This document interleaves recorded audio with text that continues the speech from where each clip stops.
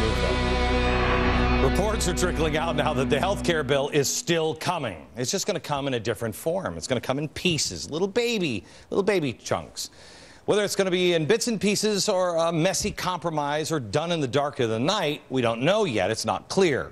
But it really doesn't matter how it comes. It just depends on when it comes.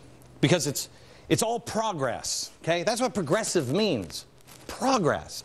But I want you to think about that here in the next few minutes. Progressivism, it's move the ball just a couple of yards down further in the field, take a step.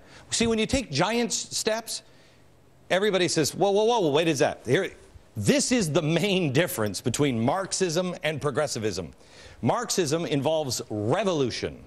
Progressivism involves evolution. Just baby steps, one step at a time. The difference, revolution, evolution. Just keep evolving until we all start agreeing. And if we don't agree, well, then we're just stupid. We can't understand what's best for us. It all relates to what we know about Saul Alinsky. This is the guy who says the ends justify the means. It doesn't matter what you do, you just do whatever you have to. As long as those little baby feet just keep shuffling, making progress, and the baby steps keep coming until we finally arrive to the perfect man in society. For this reason, you cannot trust what progressives say to your face.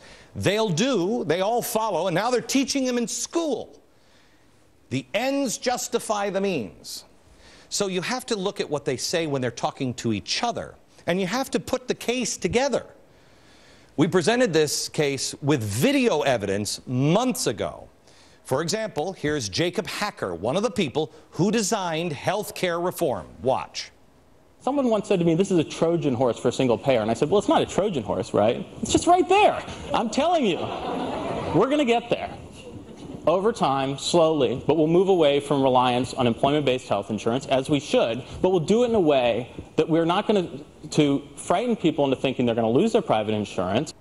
Okay. He was talking about a single-payer system. Marxism would have a revolution. Doesn't matter if you're scared or not. Revolution, take it. Progressivism, evolution. Trojan horse? Well, it's not really. It's all there, just slowly. Let's not forget President Obama himself, what he said.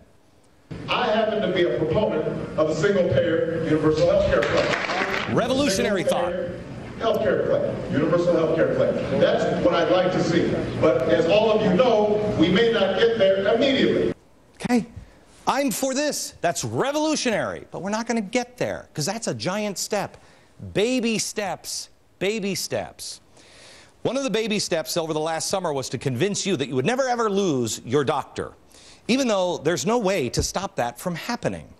Even if they could convince you otherwise, you know, you might let this health care bill go through, and then it would be too late. Watch. Here's a guarantee that I've made. If you have insurance that you like, then you will be able to keep that insurance. If you've got a doctor that you like, you will be able to keep your doctor. We've all heard the charge that reform will somehow bring about a government takeover of health care. I know that sounds scary to many folks. It sounds scary to me too. But here's the thing. It's not true. Under the reform we seek, if you like your doctor, you can keep your doctor. Okay. Well, we pointed out, in reality, you were going to risk losing your doctor if this thing passed. Now, never said it was going to happen right away, because I understand what the progressive movement is. It's baby steps. It would make it more and more impossible, and before you knew it, we wouldn't have any choice. This program, and me personally, attacked liars. Glenn Beck is lying. He's trying to scare people. We were just a bunch of teabagging insurance lobbyists. Robert Gibbs at the White House even took a stab at us when he told, quote, when he said this, quote, I think you've heard the wild accusations about what health care reform means, that you'll lose your doctor. Really? That you won't have a choice or competition, that you won't have real reform.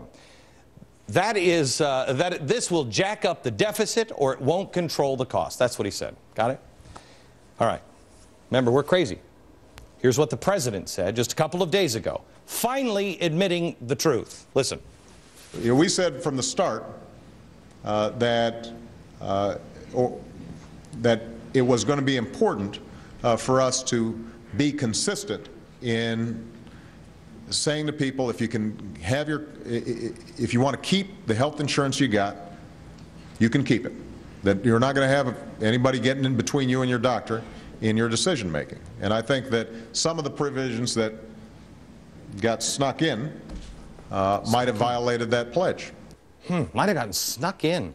That's his reaction. Someone did something that was sneaky. Really?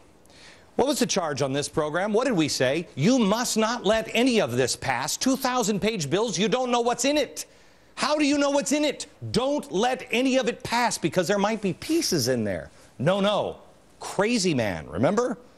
Here's the president turned into a liar on the legislation that is supposed to be the centerpiece of his presidency, and he didn't look furious. Would you be? If you were telling the truth, wouldn't you be? If you didn't know that we were going to take baby steps and evolve in it, if you weren't hiding things. But all the hemming, the hawing, the qualifying, the disclaiming aside, this is the familiar pattern. We say something, we get attacked by the White House and or their lackeys in the media, and then we're proven correctly, quietly, off the front pages. Now the president says he's trying to stop the evil, sneaky people for all of their sneakiness. You mean these people? But is he? Perhaps if the process were transparent and the negotiations were on C-SPAN like he promised, we could tell you for sure, but we don't know. Who did it? Who put it in there? Regardless, our point about individuals losing their doctors was called a wild accusation by the White House. And we now know, thanks to the president, that Congress or someone built it into the legislation. Our wild accusation turns out to be true. You will see this played out over and over and over again. This is just the beginning, and this is just the latest example. So remember what happened here.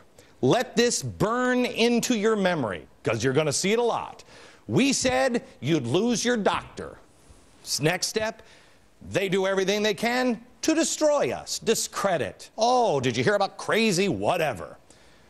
Third step, the president admits it. There it is. Another one of the crazy theories supported by video evidence, ignored, insulted, and eventually proven correct. Back in a second.